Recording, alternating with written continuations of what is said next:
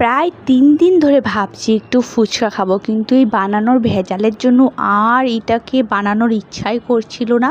যেহেতু সবই বাসায় ছিল, শুধু একটু রান্না করতে হবে। এই যে কাবলি ছিল, কাবলিটাকে রাতে কষ্ট করে একটু ভিজিয়ে রেখেছিলাম। আর এসে আলুও কেটে নিচ্ছি, আলু কেটে ওগুলোকে তো চড়িয়ে দিলাম চুলার উপরে সব ধরনের মশলা দিয়ে। আর এই পাশে আমি টক বানাতে চলে এসেছি।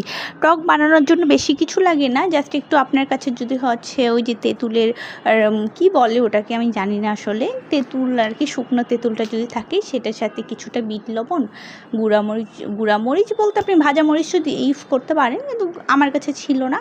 আমি আর এই যে আমার ফ্রিজে যে দেখলাম ডিম ছিল না, তো 2টা ছোটো ছোটো ডিম পেলাম, এটাই সিদ্ধ করতে দিয়ে দিয়েছিলাম।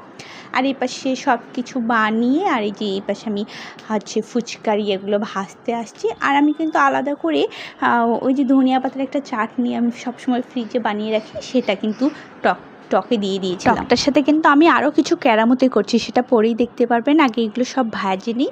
আচ্ছা, এগুলো ভাজতে ভাজতে একটা কথা বলি, এগুলো কিন্তু ভাজার সময় আমি কিন্তু 1টা 2টো করে সব খেয়ে ফেলি, কারণ আমার এগুলো এত ভালো লাগে।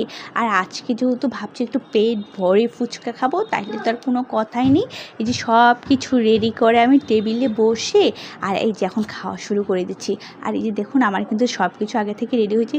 এখন দেখে আমার আবার খেতে ইচ্ছে করছে, কী করবো। আর এত মজা হয়েছিল, সত্যি কথা। এভাবে বাসায় বানাবেন, যখনই খেতে ইচ্ছে করবে, যা খেতে ইচ্ছে করবে সাথে সাথে খাবেন। কারণ পরে কি হবে সেটা কেউ জানে না।